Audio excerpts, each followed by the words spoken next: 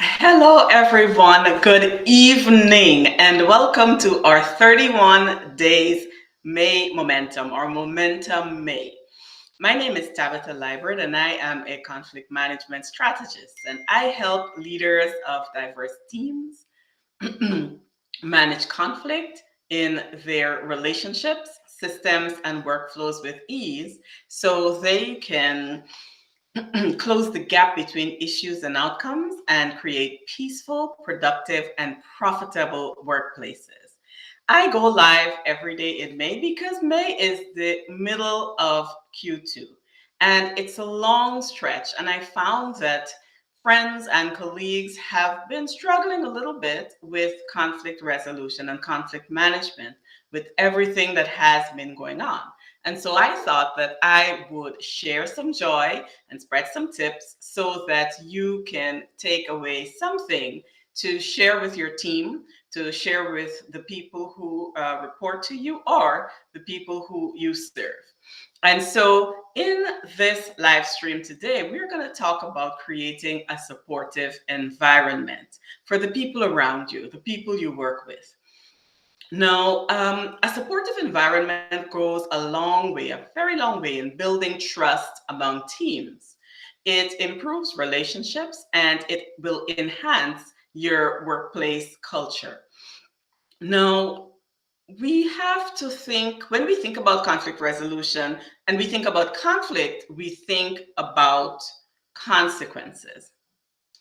And there's always a very big anticipation around consequences.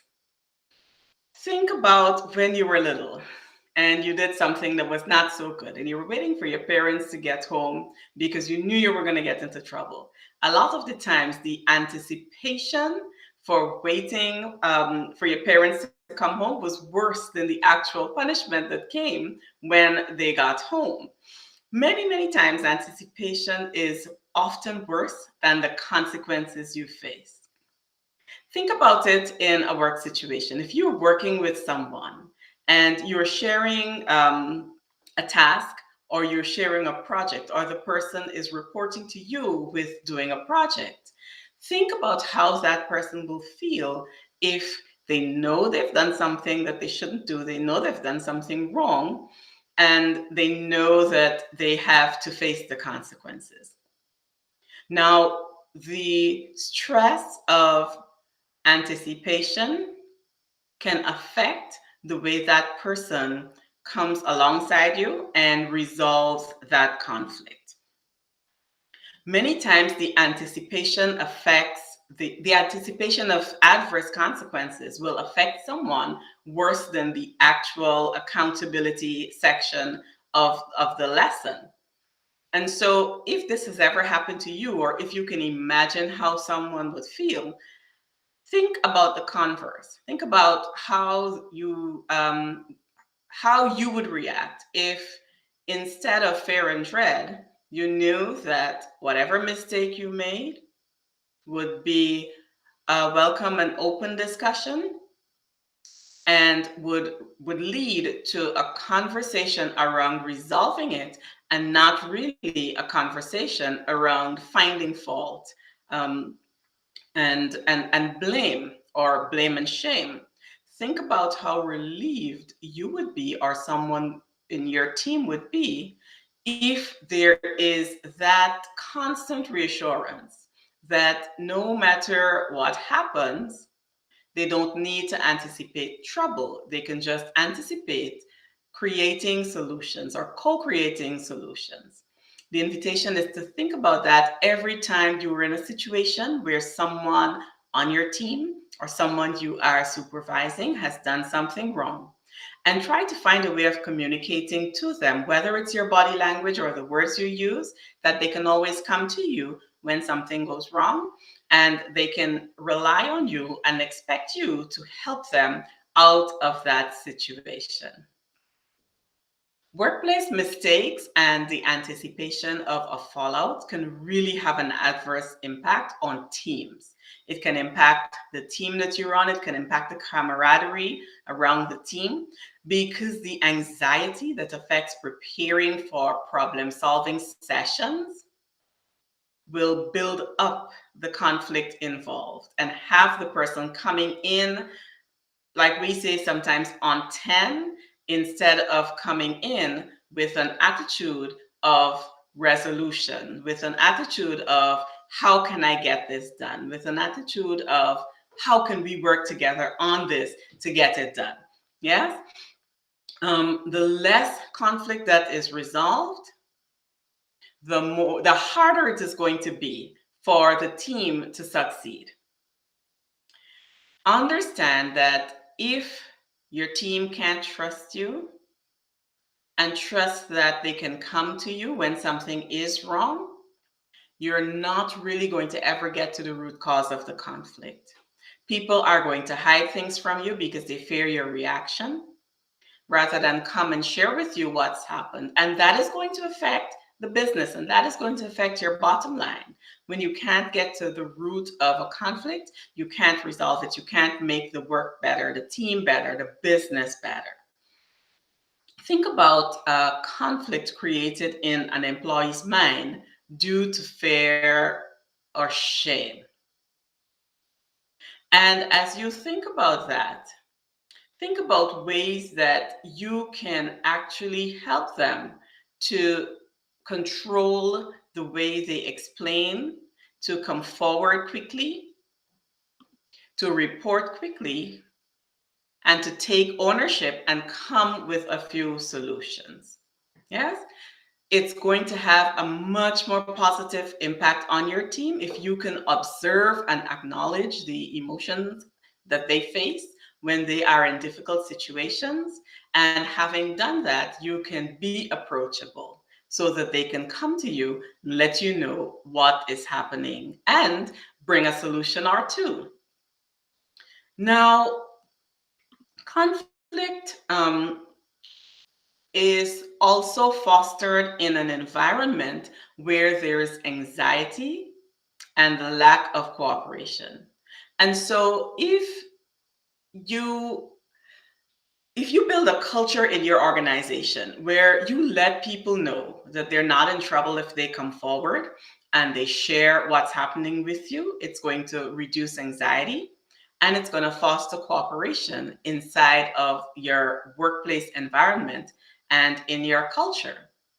And the best practice that I can share today is to always let your teammates and your subordinates know that they're not in trouble if there's a mistake made, because the benefit of that is going to stretch company wide and across the team. It's going to reduce their anxiety.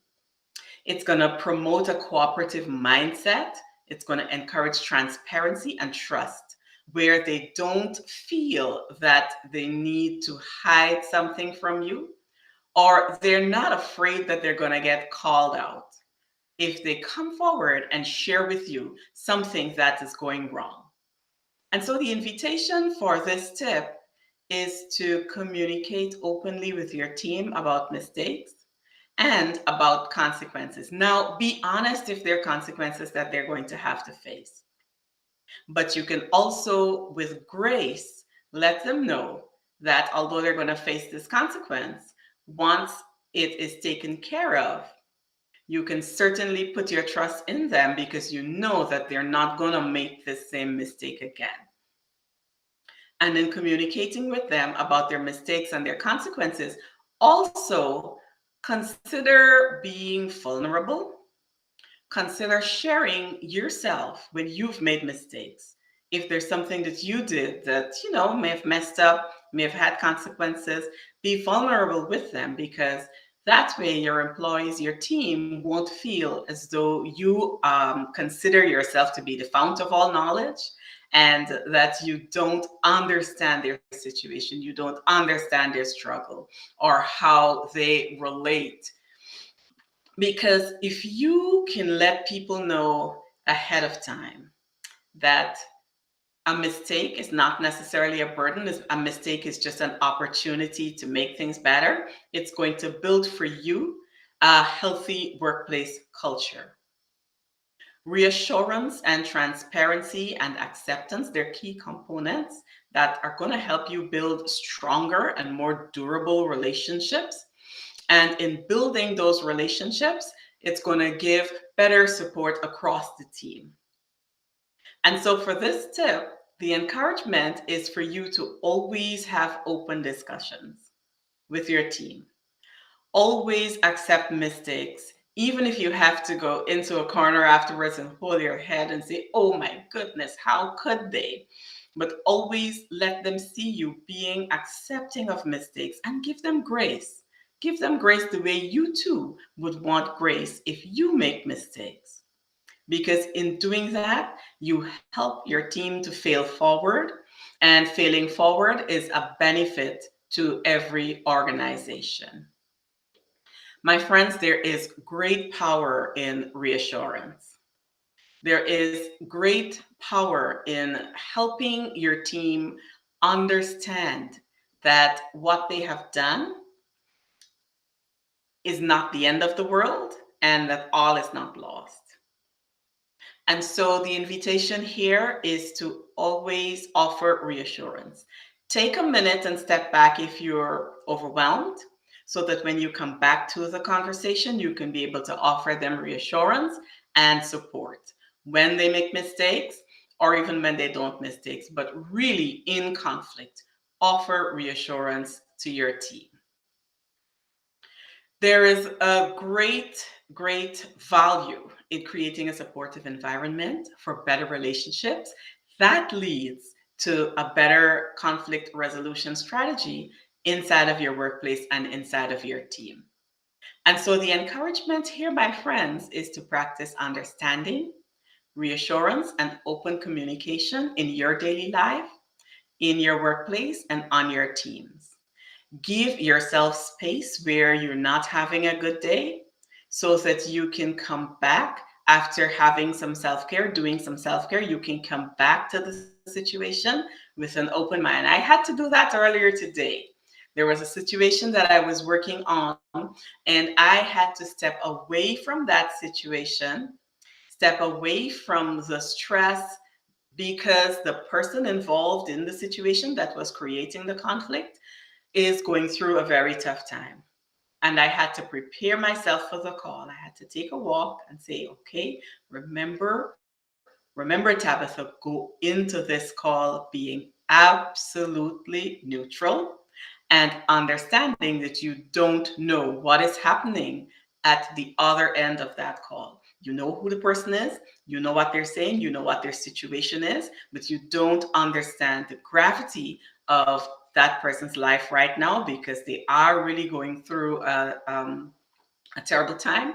And I was able to do that and respond to the chaos in a way that helped the person see that instead of creating another line of argument, we should move towards a resolution. And as I sit here, it's resolved and I am content. Well, thanks for listening. Thanks for listening. If you are listening to this and these tips resonate with you, and you're also leading a diverse team and looking to enhance your conflict management skills as you do that using these tips, I want to invite you to register for an upcoming workshop that we have. It's a conflict management workshop, and signing up for it is going to give you the opportunity to apply these tips in a practical setting. And by doing that, you're also going to receive a copy of the ebook with all of these tips as a bonus. So thanks for watching. Take care and have a great evening. I shall see you tomorrow for day 4. Another tip is going to be coming your way. Take care. Bye.